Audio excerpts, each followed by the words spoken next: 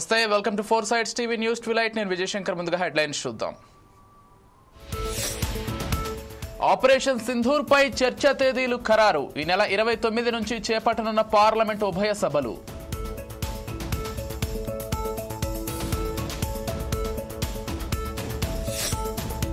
కంచెగచ్చిబౌలి భూముల వ్యవహారంపై విచారణ వాయిదా. ఆగస్టు 13కు వాయిదా వేసిన సుప్రీం.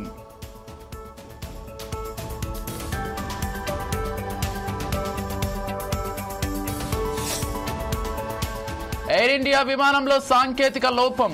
కాలికట్లో టేకాఫ్ అయిన చోటే ల్యాండింగ్.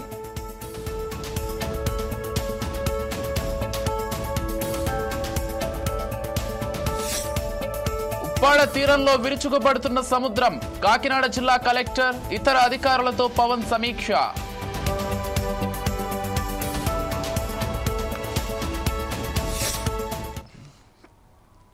డీటెయిల్స్ చూస్తే, విజయవాడలో నిర్వహించిన ఇన్వెస్టోపియా గ్లోబల్ ఏపీ సదస్సుకు సీఎం చంద్రబాబు, మంత్రి నారా లోకేష్ హాజరయ్యారు. ఈ సందర్భంగా సీఎం మాట్లాడుతూ దుబాయ్పై ప్రశంసల వర్షం కురిపించారు. ఎడారి నుంచి స్వర్గాన్ని సృష్టించిన దేశం దుబాయ్. ఆ దేశాన్ని చూస్తుంటే తనకు అసూయ వేస్తోందని సీఎం అన్నారు. ఎడారి ప్రాంతాలు, బీచ్లు పర్యాటకులకు ఆహ్లాదకర అనుభూతిని కలిగిస్తాయని తెలిపారు. యుఏఈ అభివృద్ధిలో భారత్ భాగస్వామ్యం ఉండటం సంతోషకరమని సీఎం అన్నారు. In that meeting, I request him to come to Andhra Pradesh. If at all you visit, first you come to Andhra Pradesh, then only you can visit other places. Then you will know what is the strength of Andhra Pradesh. He kept his promise. First visit after that, first visit he came to Andhra Pradesh. I really thank him. That is how UAE is maintaining their credibility. I'm emphasizing here. If you see UAE as a kingdom, as a nation, different nations are having different advantages. Some of the provinces, they don't have any nations, they don't have any advantages. Always I am jealous of Dubai. 50 degrees temperature and above, and also it is only desert. Today we are all proud they made heaven to live, and also we can make it very proudly. I can say most livable place. That is how they created. As a logistics hub, not one area, you can name anything, they are number one now. Another thing, for the last 3 decades I am working with Dubai and UAE. I am seeing their progress. Same way, Hyderabad also I started. They started Internet City, I started high-tech city. We promoted different areas, they promoted different areas. The way they market, the way they execute, amazing experience. Vision is one and execution is another. I really appreciate UAE and also Dubai. They are doing extremely well. Just now, His Excellency, Honorable Minister has made very clearly, 2021, all of us are afraid of Corona. Then UAE has gone differently. Even crisis is an opportunity. Their Istopia has come to picture. They are working in that. What Minister has rightly mentioned, I am very impressed. Do things differently, not routinely. That is where new things, every day if you do, you can reach new heights. I really appreciate him. Vision is very clear, very, very effective vision. In that meeting, I request him to come to Andhra Pradesh. విజయవాడలో నిర్వహించిన Investopia global సదస్సులో మంత్రి నారా లోకేష్ ప్రసంగించారు. Quantum computing అమరావతిలో game changer అవుతుందని మంత్రి తెలిపారు. Quantum computing అమరావతిలో గేమ్ చేంజర్ అవుతుందని అన్నారు. ఎవరు క్వాంటమ్ గురించి మాట్లాడినప్పుడు తాము క్వాంటమ్ యూజ్ కేసుల గురించి మాట్లాడుతున్నామని తెలిపారు. ఏఐ మంత్రిని కలిగి ఉన్న మొదటి దేశం యుఏఈ అని మంత్రి వెల్లడించారు. Our generation is lucky where we are able to see industrial revolutions at quick succession. You know, in the past we've seen how airport transforms the entire economy. Like look at Hyderabad airport, I think now contributes close to 16 or 18% of Telangana's GDP. I believe that's what data centers actually can do. And data centers can be the nucleus for actual innovation and to kickstart the entire economic activity. This is the foresight that we had way back in 2017-18 when ChatGPT in the current form didn't even exist. That's where we roped in all of them to come to Vizag to make it the data city for India. Last 5 years was a blip, but now we are sort of accelerating that journey. And we want to lead the entire data revolution in India, and we believe we have the right ingredients in Visakhapatnam.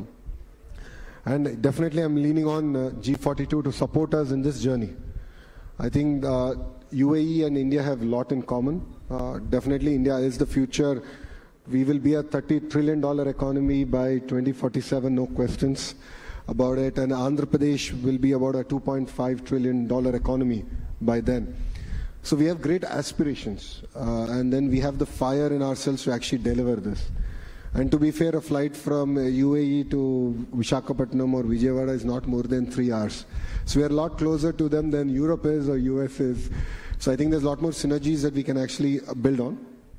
I think there's a lot for Andhra to learn in terms of the investments now you're doing in the UAE. Second, as a HRD minister for me, it's exciting times because curriculum revamp is required. Gone are those days of traditional programming. I think now we are coming about the AI age and quantum, which is the next revolution.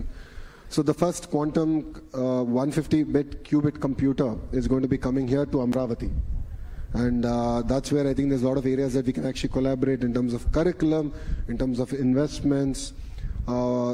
We did discuss opportunities about data embassies, where India's data can be housed in an embassy in UAE and vice versa, hopefully in Visakhapatnam. And I think this kind of collaboration at a G2G level, I think is going to be critical for both our countries to sort of now work together and really strengthen our relationship. Parliament ఉభయ సభల్లో operation సింధూర్పై చర్చకు date time fix అయింది. ఈ నెల 28న లోక్సభ, 29వ తేదీన రాజ్యసభలో operation సింధూర్పై చర్చ నిర్వహించనున్నారు.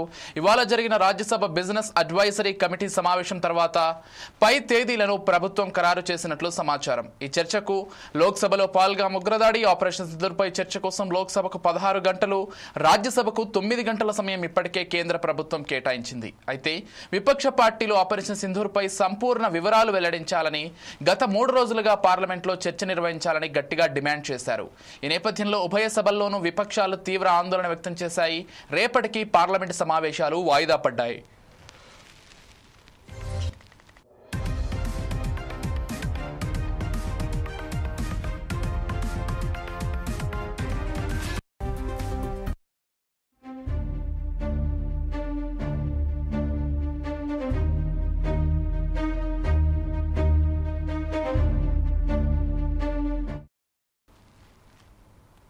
ఇక పార్లమెంట్ ఆవరణలో ఈ రోజు మీడియాతో మాట్లాడిన రాహుల్ గాంధీ ప్రధాని మోదీ విదేశాంగ విధానంపై సంచలన వ్యాఖ్యలు చేశారు. పాకిస్తాన్తో యుద్ధాన్ని తానే ఆపినట్లు అమెరికా అధ్యక్షుడు డొనాల్డ్ ట్రంప్ ప్రకటించారు. దీని వెనుక కారణం ఏంటో కేంద్ర ప్రభుత్వం స్పష్టం చేయాలని రాహుల్ గాంధీ డిమాండ్ చేశారు.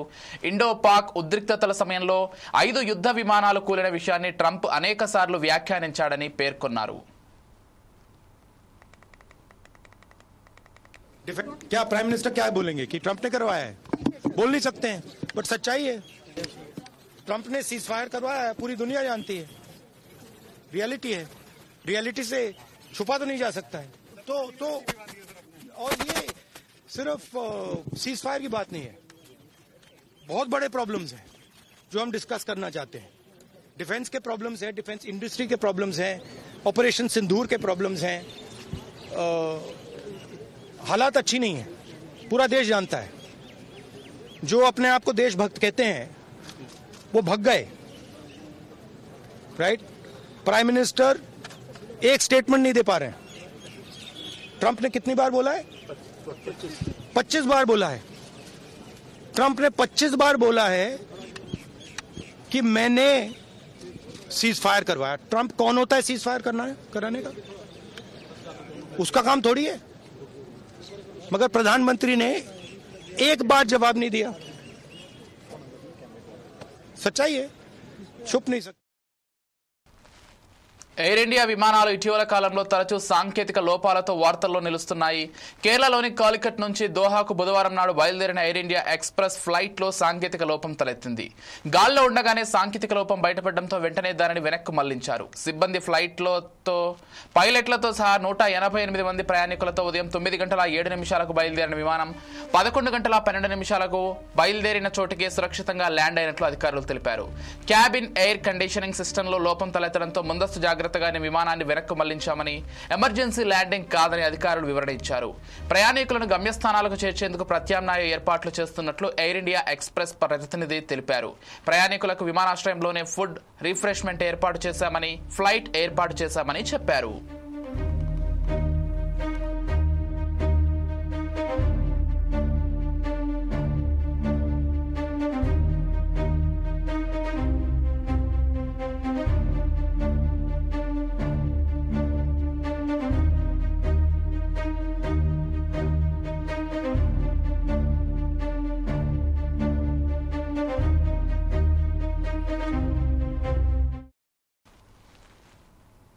రాష్ట్రంలో రాబోయే స్థానిక సంస్థల ఎన్నికలకు తాము సిద్ధంగా ఉన్నామని బీఆర్ఎస్ వర్కింగ్ ప్రెసిడెంట్ మాజీ మంత్రి కేటీఆర్ అన్నారు.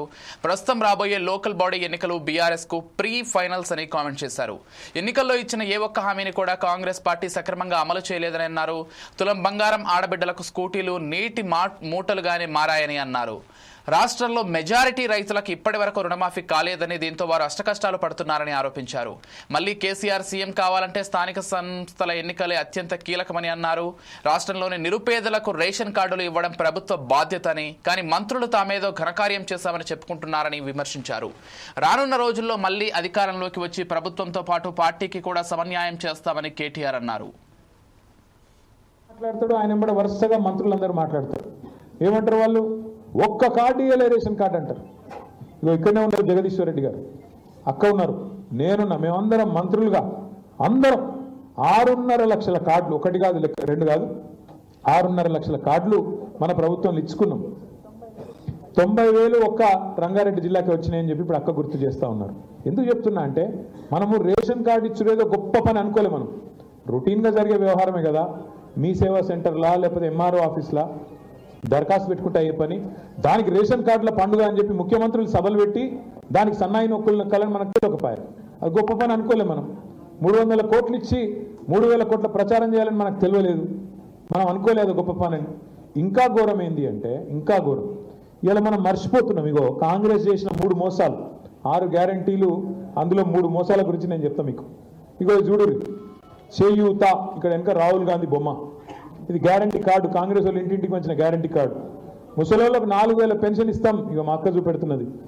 ఇక ఇక్కడ మహాలక్ష్మి నెలకు 2,500, పిల్లలకు యువ వికాసం 5 లక్షలు. ఎంతమందిని మోసం చేశారు చూడిగో. ముసలోళ్ళకు 4,000 మోసం. ఇప్పటికి 20 నెలలు అయింది కాంగ్రెస్ ప్రభుత్వం వచ్చి. ఒక్కొక్క ముసలమ్మకు ఎంత బాకీ ఉన్నాడు రేవంత్ రెడ్డి? ఎంత బాకీ ఉన్నాడు? లెక్కలు రావా? 20 ఇంటూ 2,000 కాదురా అయ్యో, 2,000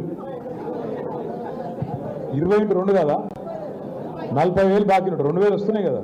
అంటే అందులో కూడా 2 నెలలకు కొట్టిండు అనుకో, 2 నెలలకు కొట్టిండు, అవి కూడా కలుపుకుంటే పెరుగుతుంది. అట్లే మరి పిల్లలకి ఎంత బాకీ ఉన్నాడు? మరి 5 లక్షల భరోసా కార్డు ఇస్తా అన్నాడు, స్కూటీలు ఇస్తా అన్నాడు, ఆడపిల్లలకు 2,500 ఇస్తా అన్నాడు. 20 నెలలు ఇంటూ 2,500 అంటే ఎంత? ఒక్కొక్క ఆడబిడ్డకి ఎంత బాకీ ఉన్నాడు? 50,000 బాకీ ఉన్నాడు. ఇది మనము ఎంత సిగ్గులేని వాళ్ళంటే ఈ కాంగ్రెస్ వాళ్ళు. ఇగో రాహుల్ గాంధీ ఫోటో పెట్టి గ్యారంటీ కార్డు, ఇది క్రెడిట్ కార్డు లెక్క ఇవ్వడం చూస్తే నిజంగా మోసపోవాలి. నిజంగా చూడు, ఒక స్మార్ట్ చిప్ పెడితే ఇలా పోయి గీక్కోవచ్చు అన్న కథనది. అట్లా పెట్టి మొత్తానికి అందరినీ ఇగో మహాలక్ష్మి 2,500 అని చెప్పి రంగురంగుల కార్డులు ముద్రించి ఆయనతో అరిచేతుల వైకుంఠం చూపెట్టి ఓట్లు వేయించుకున్నారు. 20 నెలలు అయింది. ఏమైంది మరి 20 నెలల్లో వికారాబాద్లో భూముల రేట్లు బాగా పెరిగినాయా? మీరు అందరూ అవద్దని చెప్తున్నారు, బాగా పెరిగినాయి. రేవంత్ రెడ్డి చెప్తుండు. ఇగో మీరన్నా తప్పు చెప్తున్నారా లేకపోతే రేవంత్ రెడ్డి అన్న తప్పు చెప్తున్నారా నాకైతే తెలియదు. ఆయన రోజు చెప్తుండ్రు అంతా బాగుంది, అందరూ సంతోషంగా ఉన్నారు. రంగారెడ్డి జిల్లాలో అయితే అసలు రోజు పండుగ చేసుకుంటుండ్రు, మొత్తం వికారాబాద్ జిల్లా అంతా పండుగ చేసుకుంటున్నారు అని చెప్తున్నాడు. నేనేమంటున్నా సింపుల్, నేను మొన్న సిరిసిల్ల పోయినా, అట్లా కూడా పోయినాయి పైసలు. బెట్టింగ్ యాప్ల కేసులో విచారణకు హాజరయ్యేందుకు గడువు కావాలంటూ సినీ నటుడు రానా ఈడీని కోరిన సంగతి తెలిసిందే. బెట్టింగ్ యాప్లను ప్రమోట్ చేసినందుకు నిర్వాహకులు ఇచ్చిన పారితోషికానికి సంబంధించి మనీ లాండరింగ్ జరిగిందనే అనుమానంతో ఈడీ దర్యాప్తు చేస్తోంది. ఈ క్రమంలోనే రానాతో పాటు సినీ నటుడు ప్రకాష్ రాజ్, విజయ్ దేవరకొండ, మంచులక్ష్మి తదితరులకు నోటీసులు జారీ చేసింది. రానా ఈడీ ఎదుట హాజరు కావాల్సి ఉంది. ముందస్తు కార్యక్రమాలు, షూటింగ్ల వల్ల బుధవారం విచారణకు హాజరు కాలేనని, తనకు కొంత గడువు కావాలని రానా ఈడీని కోరారు.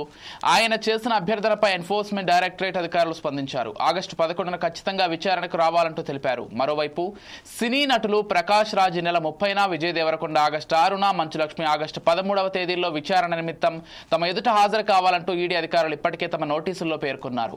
ఇంకా పలువురు సెలబ్రిటీలు, యూట్యూబర్లకు నోటీసులు జారీ చేసి విచారించనున్నారు. రాష్ట్రంలో బెట్టింగ్ యాప్ల కారణంగా అనేక మంది అప్పుల పాలై ఆత్మహత్యకు పాల్పడిన నేపథ్యంలో వివిధ పోలీస్ స్టేషన్లలో ఆయా యాప్లపై కేసులు నమోదయ్యాయి. వీటన్నింటినీ కలిపి విచారించే ఉద్దేశంతో ప్రభుత్వం సిట్ను ఏర్పాటు చేసింది.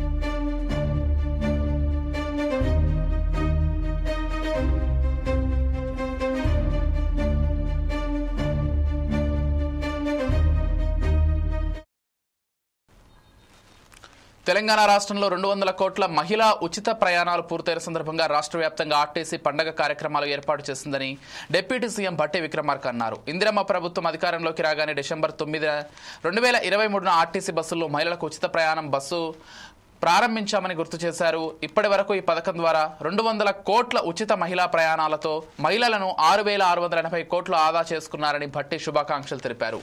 ఉచిత బస్సు పథకం వల్ల ఆర్టీసీ లాభాల్లోకి వచ్చిందని, మునిగిపోతున్న పడవ కాదు లాభాల్లోకి వస్తున్న ప్రభుత్వ సంస్థ ఆర్టీసీ అని భట్టి గుర్తు చేశారు. 200 కోట్ల మహిళా ప్రయాణికుల ఛార్జీలు అయిన 6,680 కోట్ల రూపాయలు రాష్ట్ర ప్రభుత్వం ఆర్టీసీకి చెల్లించిందని, భవిష్యత్తులో మహిళల ఛార్జీలను ప్రభుత్వమే ఆర్టీసీకి చెల్లిస్తుందని భట్టి స్పష్టం చేశారు.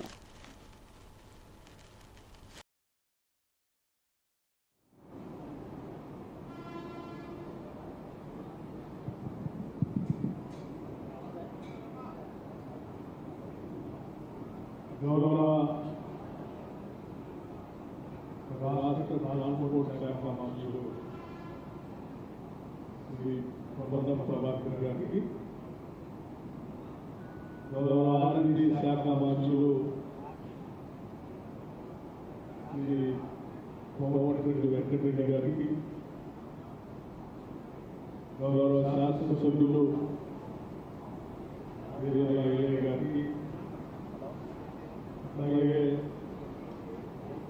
Transport principal secretary, assistant chief secretary,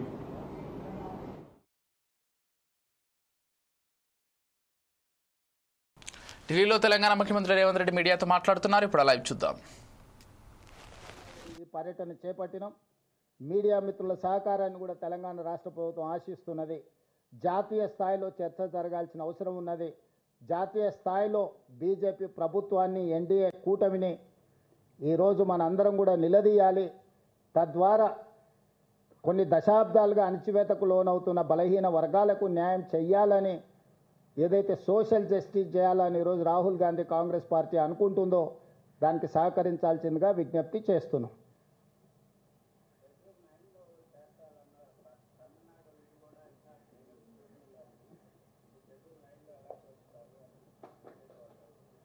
BJP వాళ్ళు వితండవాదం చేస్తున్నారు. శాసనసభలో చర్చ జరిగినప్పుడు బీజేపీ, బీఆర్ఎస్, ఎంఐఎం సిపిఐ కూడా ఏకగ్రీవ తీర్మానానికి మద్దతు ఇచ్చింది. రాష్ట్ర బీజేపీ శాసనసభ్యులు ఒక పక్కన మద్దతు ఇస్తుంటే, కేంద్ర బీజేపీ తాత్సారం చేస్తుంటే, నూతనంగా నియామకం ద్వారా తెలంగాణ రాష్ట్ర అధ్యక్షుడిగా మారిన రామచంద్రరావు గారు మీరు ఎలా చేస్తారు, మీరు హామీ ఇచ్చుకుంటే మీరే చేసుకోండి, లేకపోతే ముస్లింలను రిజర్వేషన్ల నుంచి తొలగించండి అని చెప్పి వితండవాదం చేస్తున్నాడు. ఇవాళ బీజేపీకి ఒక రాజ్యాంగం, కాంగ్రెస్ పార్టీకి ఇంకొక రాజ్యాంగం లేదు. డాక్టర్ బాబాసాహెబ్ అంబేద్కర్ గారు ఇచ్చిన రాజ్యాంగం దేశ ప్రజలందరికీ ఒక్కటే. ఆ రాజ్యాంగానికి లోబడే ఈరోజు రిజర్వేషన్లు పెంచాలి అని అంటున్నాం.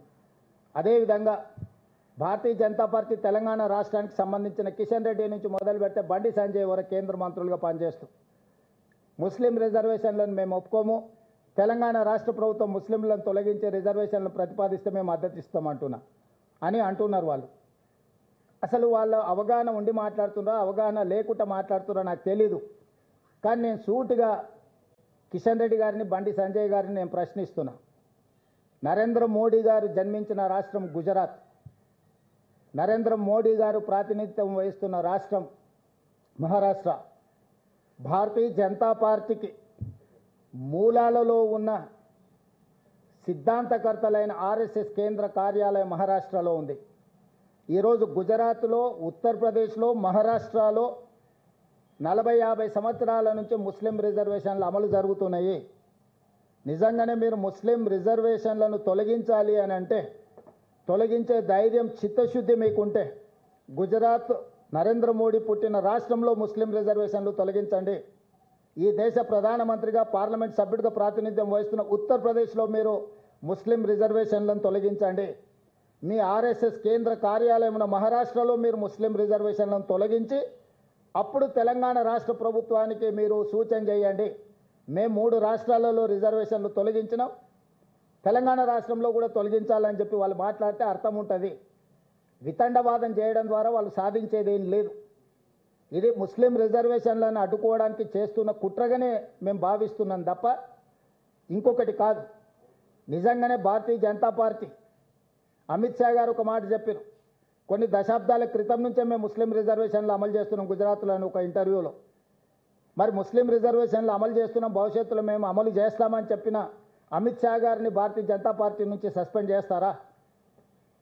కాబట్టి ప్రజల్ని తప్పుదోవ పట్టించి ఒక భావోద్వేగాలను రెచ్చగొట్టి రాజకీయ ప్రయోజనం పొందాలని ఎవరినో ఒకరిని, ఒక వర్గాన్ని అడ్డం పెట్టి వాళ్ళని సాకుగా చూపించి రిజర్వేషన్లు అడ్డుకోవాలనే ప్రయత్నము ఈరోజు భారతీయ జనతా పార్టీ చేయదలుచుకుంటే ప్రజలు తెలంగాణ రాష్ట్రం నుంచి పూర్తిగా తూడ్చిపెట్టేస్తారు బీజేపీ పార్టీని.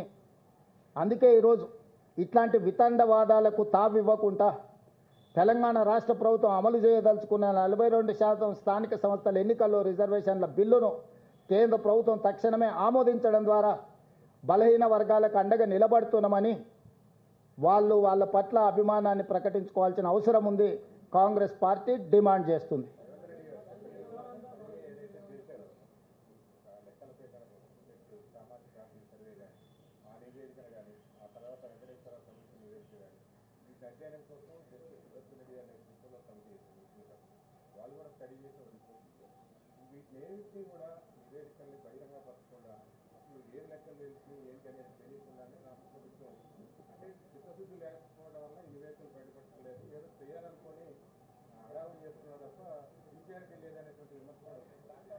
తెలంగాణ రాష్ట్ర ప్రభుత్వం చేసిన సర్వేల మొత్తాన్ని శాసనసభలో ప్రవేశపెట్టి పూర్తి స్థాయిలో చర్చకు అవకాశం ఇచ్చినాము.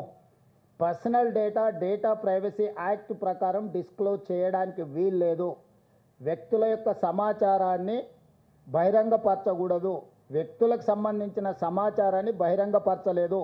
మేము స్పష్టంగా చెప్పినాం. సర్వేల తర్వాత 56.4% బీసీలు ఉన్నారు, 17.45% ఎస్సీలు ఉన్నారు, 10.8% ఎస్టీలు ఉన్నారు, 10.9% ఉన్నత వర్గాలు ఉన్నారు. దాదాపుగా తెలంగాణ రాష్ట్రంలో దాదాపుగా 4% ప్రజలు మాకు ఏ కులం లేదు అని డిక్లేర్ చేసిండ్రు. ఇది ఒక new phenomena. 3.9% they have declared we don't have any cost. They have not declared their cost. This is very new phenomena in Telangana state. So, ప్రతి వివరాలను అక్కడ పెట్టినాం, శాసనసభలో చర్చ పెట్టినాం. ఇప్పుడు మేమేమైతే ఇండిపెండెంట్ ఎక్స్పర్ట్స్ అడ్వైజరీ కమిటీ వేసినామో వాళ్ళు 3 రోజుల క్రితం నివేదిక ఇచ్చిండ్రు. ఈ నివేదికను మంత్రివర్గంలో చర్చించి రాబోయే శాసనసభలో ప్రవేశపెట్టి ప్రజలకు పూర్తి వివరాలను అందజేస్తాము. ఒక ఎక్స్పర్ట్స్ కమిటీ ఒక రిపోర్ట్ ఇస్తే ఆ రిపోర్ట్ను జస్ట్ లైక్ దట్ రోడ్డు మీద పెట్టడానికి వీల్లేదు. ఫస్ట్ మంత్రివర్గానికి చెప్పాలి, మేము అది బాధ్యత. మంత్రివర్గంలో చర్చించిన తర్వాత శాసనసభకు చెప్తాం. మేము శాసనసభకు జవాబుదారీతనము.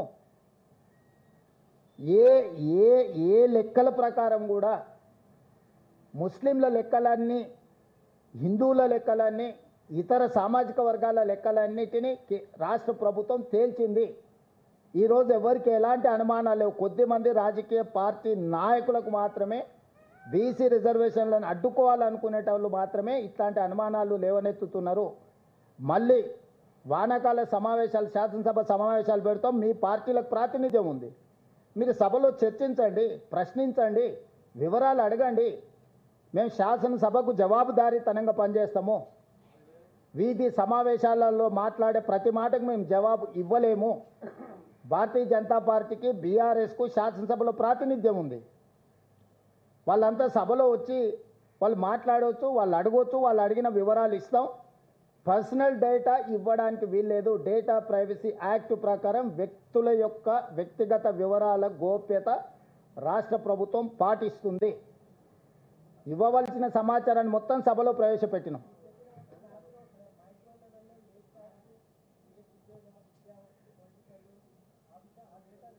డేటా మొత్తం అఫీషియల్గా ఉన్నది, వాళ్ళకి యాక్సెస్ ఇస్తామని చెప్పినాము. పబ్లిక్ డొమైన్లో పెట్టేటప్పుడు మిగతా న్యాయపరమైన చిక్కులను కూడా చర్చించుకొని ఇవ్వాల్సి ఉంటుంది. ఇప్పుడు ఎనాలిసిస్ చేసి ఇచ్చిండ్రు వాళ్ళు. ఇప్పుడు ఎక్స్పర్ట్స్ కమిటీని అందుకే వేసినాం. కంప్లీట్ డేటా ఎనాలిసిస్ చేసి ఇప్పుడు నేను ఎలా చెప్పగలిగిన 3.9% they have declared as a no caste. మాకు కులమే లేదని 3.9% ఇచ్చిండ్రు. ఇదంతా డేటా ఎనాలిసిస్ చేసినాము. ఇది ఒక్కరోజు కోసం, ఒక్క సంవత్సరం కోసం చేసింది కాదు. అన్నిటినీ రేపు క్యాబినెట్లో చర్చించిన తర్వాత శాసనసభలో ప్రవేశపెడతాము.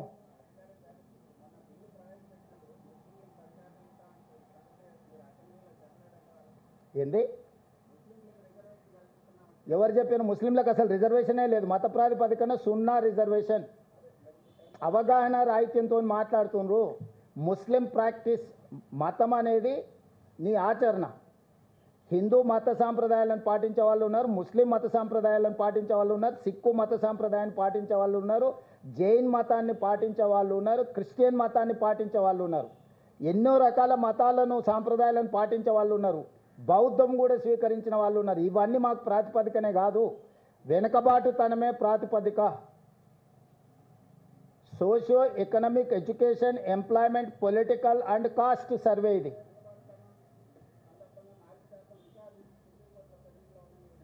ఎవరు చెప్పారండి?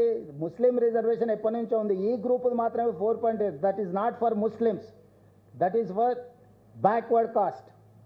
మీ ఇంటర్ప్రిటేషన్లోనే, మీ అనువాదంలోనే తప్పులు ఉన్నాయి. గతంలో ఏబిసిడి ఉండేది, ఇప్పుడు ఈ యాడ్ అయింది. ఏబిసిడిలో దూదేకులు ఎప్పటి నుంచో రిజర్వేషన్ ఉంది, మీకు తెలుసు కదా? తెలుసా మీకు?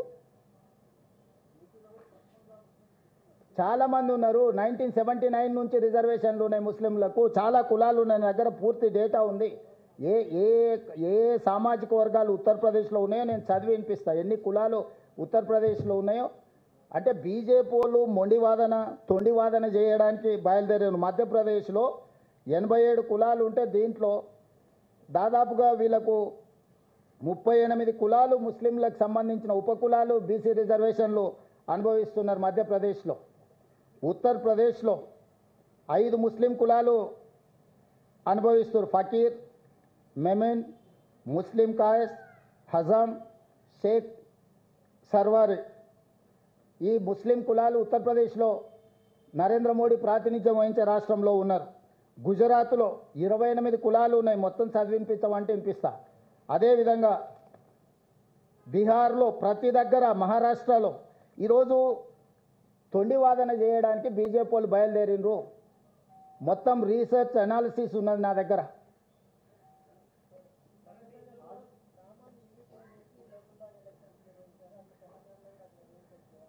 ఇప్పుడు చాలామంది చాలా చెప్తారు, నేను తెలంగాణ మోడల్ పాటించమంటున్నా. ఆయన కోరుకో మధ్యప్రదేశ్ పసంద్ అయిన, మీకు చికెన్ బిర్యానీ ఇష్టం ఉంటే ఆ పక్కన ఉన్న ఆయనకు మటన్ బిర్యానీ ఉంటుంది, ఈయనకి ఎగ్ బిర్యానీ ఇష్టం ఉంటుంది. నీకు ఇష్టమైంది అందరు తినాలంటే కుదరదు కదా. Telangana is one of the best model, latest model. Telangana is the role model for the country. You have to adopt Telangana model. That's all. That is what my advice to prime minister. ఏది అమలు చేయకపోతే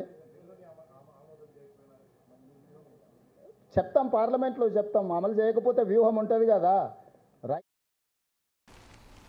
పెద్దపల్లి జిల్లా కమాన్పూర్ మండలంలో కలెక్టర్ కోయా శ్రీహర్ష పర్యటించారు. కమాన్పూర్ మండలం రొప్పికుంట గ్రామంలోని ఇందిరమ్మ ఇండ్ల నిర్మాణం పనులు, జెడ్పీహెచ్ఎస్ మండల పరిషత్ ప్రాథమిక పాఠశాల, పేరిపల్లి గ్రామంలోని MPPS PHC sub centre, Kamanpur మండల కేంద్రంలోని ప్రాథమిక ఆరోగ్య కేంద్రం, జిల్లా ప్రజా పరిషత్ ఉన్నత పాఠశాల, ఉర్దూ మీడియం పాఠశాల, భవితా కేంద్రం, ప్రాథమిక పాఠశాల, ప్రాథమిక వ్యవసాయ సహకార సంఘంలను కలెక్టర్ పరిశీలించారు. ఈ సందర్భంగా ప్రభుత్వ పాఠశాలలో చదివే ప్రతి విద్యార్థికి కనీస విద్యా ప్రమాణాలు అందేలా కృషి చేయాలని జిల్లా కలెక్టర్ కోయా శ్రీహర్ష అన్నారు.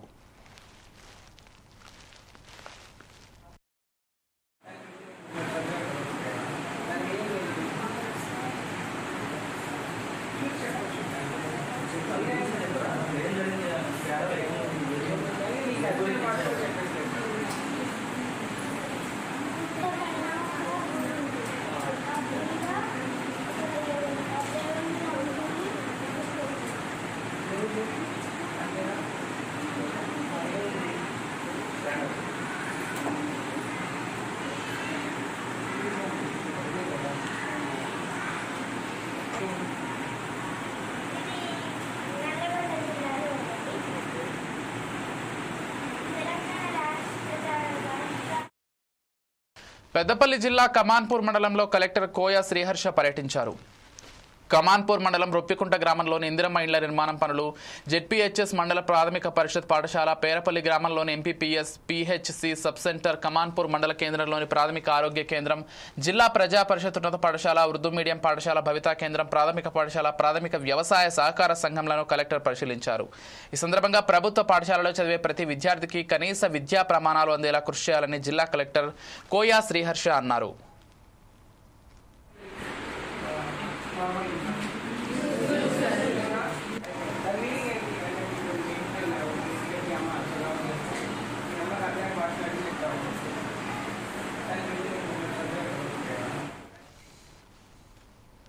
ఇవి bulletin updates. Keep watching 4 Sides TV.